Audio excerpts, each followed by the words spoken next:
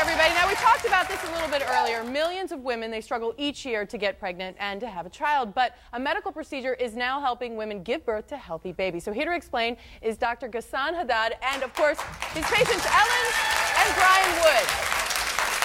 Now, first of all, your story is intriguing to me. Okay, so you had two beautiful children. They're at home, two beautiful children. And then suddenly you said, you know what, we want to expand our family. We want another child. Mm-hmm. And then 4 miscarriages later, you can't have a baby. So sort of take me from there, Ellen. Well, we do have 2 children, and we've always wanted a third. So we decided to start trying. It was about 5 years ago. And immediately, we just had problems. We couldn't get pregnant. Finally went to see our doctor, got on some basic fertility medicine, and got pregnant. Then we got to about 12 weeks and had seen the heartbeat and everything, and we decided to tell our other kids. Our 2 children. They were very excited. We went back in to see the heartbeat again, and it was gone. So our kids were devastated, as we were. At 12 weeks, I thought it was okay to tell them. So we got pregnant again, and I didn't tell them this time.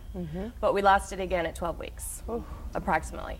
I then said, you were at this time seeing a fertility doctor, a specialist? Not at that time. Okay. But I did. Then I said, you know, we need to go see someone because, quite frankly, unless you have 3 miscarriages in a row, they really don't think there's anything that much wrong with you. It's very common to have miscarriages, but my first 2 children came so easily, I didn't expect to have any problems. So I went to a fertility doctor in Houston and immediately started doing some treatments and had another miscarriage. So then we decided to go to Houston Fertility Institute. And once we got there, it was kind of like we were home. Because no one could figure out exactly what the problem was at this point. Right. No one really thought that I had anything wrong with me because I had 2 healthy children. And I didn't have problems with them at all.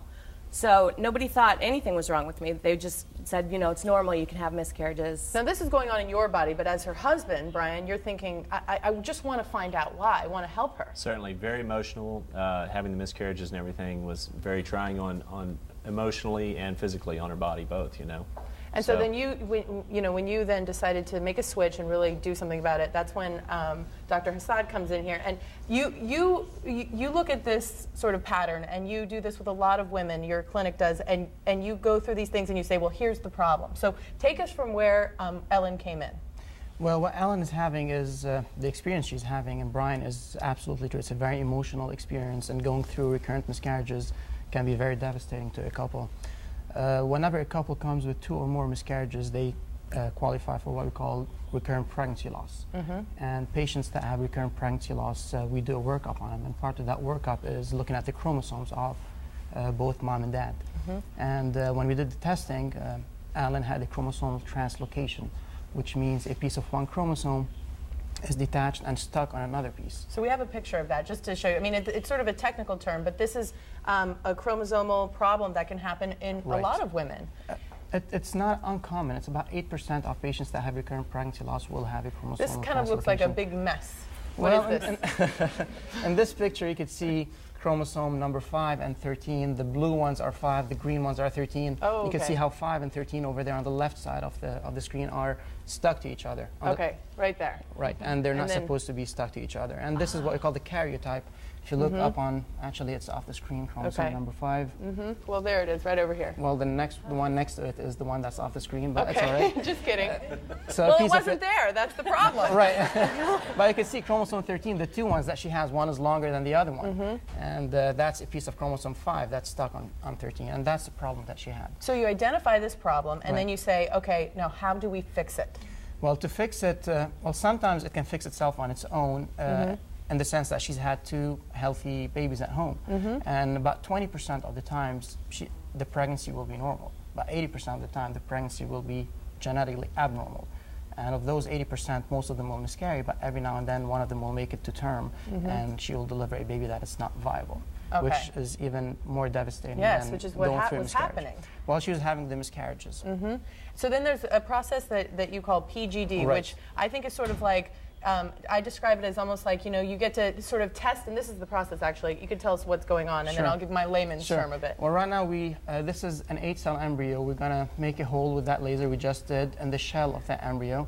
And using a robotic microscope, we're coming in with that pipette on the right side, and we're going to take out one cell from the 8 cells. Okay. So that's one cell that we're going to take, and we're going to take this cell and analyze it for a genetic defect that a patient has. So then this cell goes, you put this in a on little... a slide. We put it on a slide. When we have a special chemical that we put on it to preserve it, and then we test it. So this is how you basically, when you talk about PGD, you genetically diagnose an embryo. You can get in there. Prior to implantation, and that's very important. And because there are amniocentesis, things like that you can do after the embryo has been implanted. And then it's too late almost because you don't know. But this is before it's implanted. You can take it out, look and say, wow, you know, this child has cystic fibrosis. You have to test it for different things. You can only test one cell at a time, right? We can only test one cell. Well, you can test 2 cells, but you don't want to remove more than 1 cell from an 8-cell embryo. So you test it, basically like you take a little bit of this little juice out and you test it to see what's in it.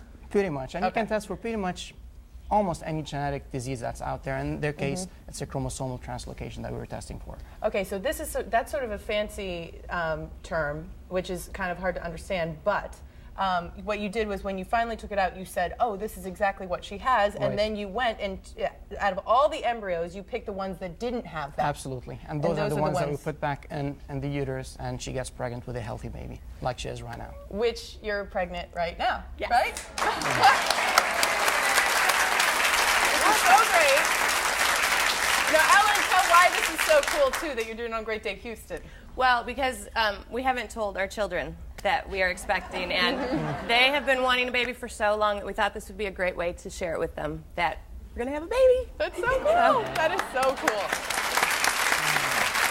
Now, Dr. Haddad has sort of a list of things that you can look for. Like this is where you would be a candidate for PGD or this type of procedure that Ellen went through. Okay, these are some of them. Well, patients that have history of a genetic disease like cystic fibrosis, which is an extremely common genetic disease, about 1 in 20 to 1 in 25 Caucasians carry it.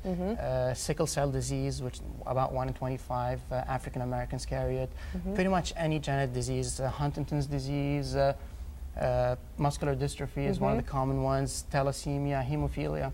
Pretty much all genetic diseases, if a patient is a carrier where she does not have the disease herself, she can pass it on to her children and they can have it.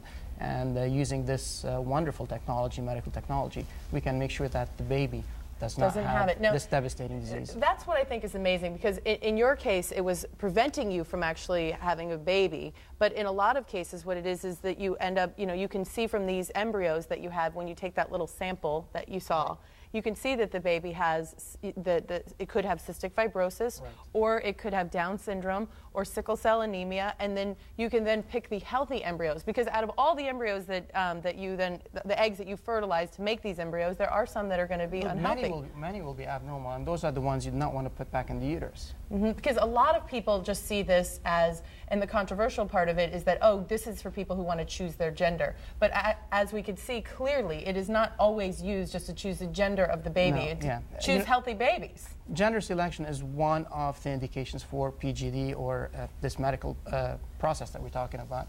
But most of the time that we're doing PGD is doing it for genetic diseases to prevent medical diseases to be transmitted from one generation to the next, to help bring into life a healthy baby. And it's important to go to the right doctor, because I was reading a lot about when they it looked like it was quick that they just took the little cell out, but they're like blastocytes. They can be damaged very easily, and then it could cost you a lot of money to get nothing. It takes a lot of experience to be able to do it. Yes, you have to be very experienced, which is what Dr. Haddad is. So anyway, everybody, I want to thank you so much, and congratulations. And make sure you go to the Houston Fertility Institute. If you have questions, they'll answer some of those questions for you. The number is right there on your screen. And then, of course, the website is hfi-ivf.com.